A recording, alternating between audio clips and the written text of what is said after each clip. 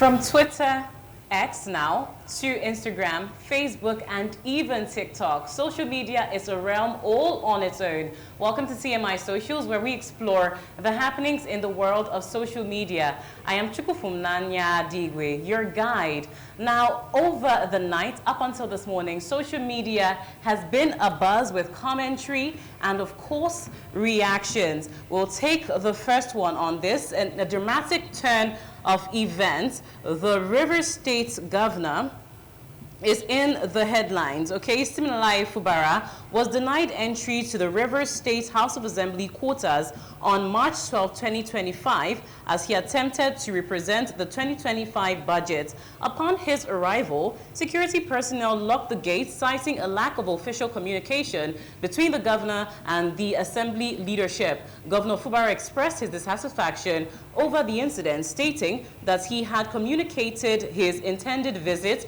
to the Speaker, Martins Amewele, through a letter and attempted phone calls. Now, let's take a look at the moments Governor Fubara addressed the press after being denied entry into the complex. Open up, get the place and open up.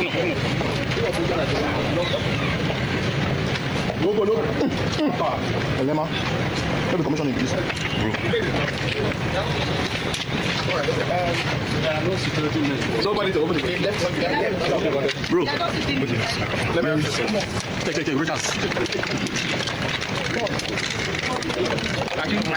Where is the microphone? The other side.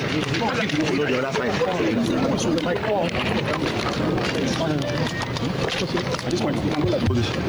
You can let me hold this.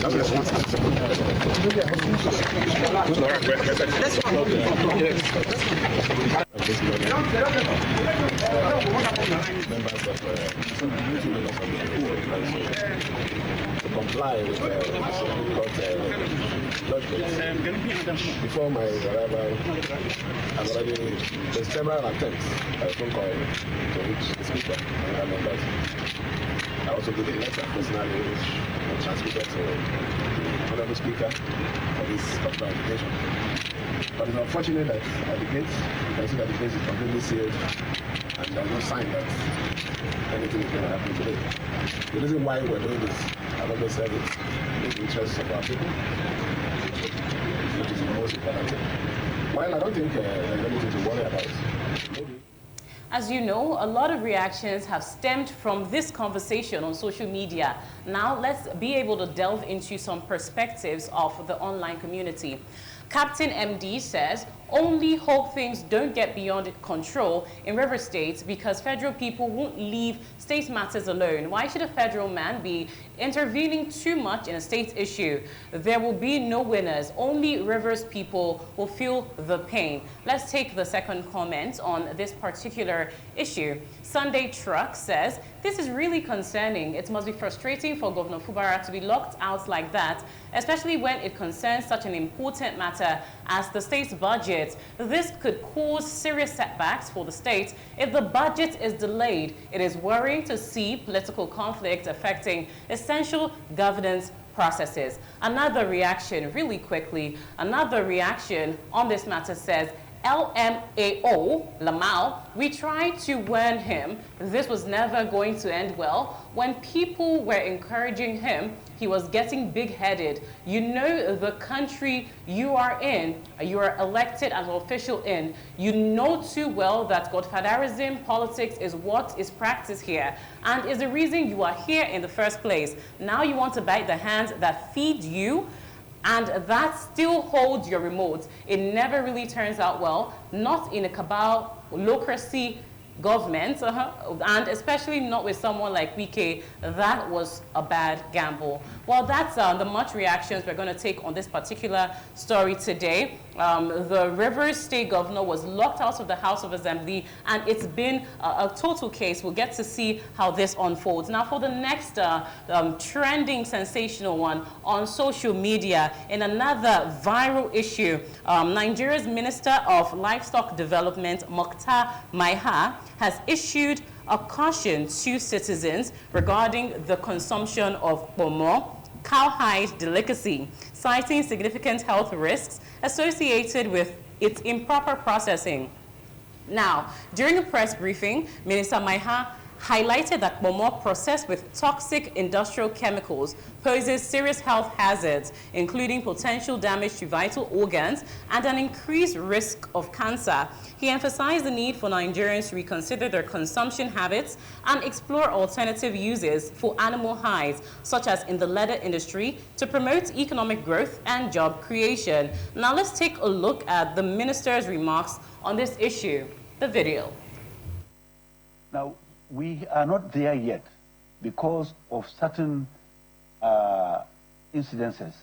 Number one, if I tell you now, we are eating shoes, we are eating bags, we are eating belts, etc., etc. Somebody begin to wonder, why do you say I'm eating my shoes? I'm eating my bags, I'm eating my belts. Of course, these are hides and skins that we are eating. And these are the raw materials for making shoes, bags, and belts. You're actually, so practically, yeah, that postulation is there. That postulation is there. My apologies for. But again, if you look at other processes, just hold on, Mr. Just hold on. Okay. Just look at. You can see that he has a lot of things to say, of course, about Pomo and how it's hazardous to the health. Let's get to hear and see what people are saying on the social media space about this one. This one says, Livestock Minister, with all due respect, if the price placed on hides and skin is of greater value than Pomo, no man, I repeat, no man will sell his cow as Pomo when there is a higher value from the hides and skin industry. Honorable Minister, do better. Bring technology for quality value addition. No one will ever sell cow skin as Pomo because it will be too costly to afford. Let's take the last reaction on this one. The last reaction says, when you hear these people talk, you think they are talking because of you. It's a lie. They want to sell it and make the money for themselves. There is no health hazard. The same government that is forcing Nigeria to be vaccinated is talking about health hazard. They want to be able to export these things and keep the monies for themselves. The government doesn't care about anyone. Whatever they are saying is for their selfish interest, but many gullible Nigerians would still buy these lies and run with the lies like they always do. Now that's the last reaction we can take on that story. Let's move on to the next one. This one is from the international scene. During a recent U.S. Foreign Affairs Committee hearing, tensions escalated when Republican Representative Keith Self from Texas referred to Democratic Representative Sarah McBride of Delaware as Mr. McBride. I want you to know that Mr. McBride or Sarah McBride is actually a transgender person. Okay, in November 2024, she first came out openly to serve in Congress. This misgendering prompted immediate objection from Democratic police, leading to a heated exchange and an abrupt adjournment of the session. Let's get to see the video, and we'll come back to take reactions. I now recognize the representative from Delaware, Mr. McBride. Thank you, Madam Chair. Ranking Member Keating, also wonderful. Mr. Chairman, could you repeat your introduction again, please? Yes, we have set the standard on the floor of the House, and I'm simply... What is that standard, Mr. Chairman? Would you repeat what you just said when you introduced a duly elected representative from the United States of America? Please. I will. The representative from Delaware, Mr. McBride. Mr. Chairman, you are out of order. Mr. Chairman, have you no decency? I mean, I've come to know you a little bit, but this is not decent. We will continue this. You will not continue it with me unless you introduce... We will not continue, he says, and then just shut down and adjourn the session. Let's get to see what social media is saying about this. Real AR says if they can get you to believe absurdities, they can get you to commit atrocities. Voltaire is one who said this. And he goes on to say, once you get used to accepting what you are told without questioning it, no matter how absurd, you lose the ability to understand what is right or wrong. Hold the line. We'll take the last comment on this one. The last comment says, the fact that as a Christian, I am forced to lie about another person's gender does not sit well with my conviction. Well, there's a lot of reactions about this, and it's also been an issue that has taken taking the world by storm, especially with Trump coming into office. Well, that's about it for our TMI social segment. Yeah, My name is Chuku. All right, I'm Chuku from Naya. Please don't. Allow me do my outro. Out of everything that Donald Trump did or is still doing in America, I think I prefer this aspect. If you're a male, you're a male. If you're a female, you're a female. He said, introduce her again, Mr. McBride. He said, no. He said, she. How can he become a she? He identifies as a... Like if you're a male, be a male. You're a male. But the other aspect of it is when Fubara was locked out. I don't get it. Okay. What is going on? What is really happening?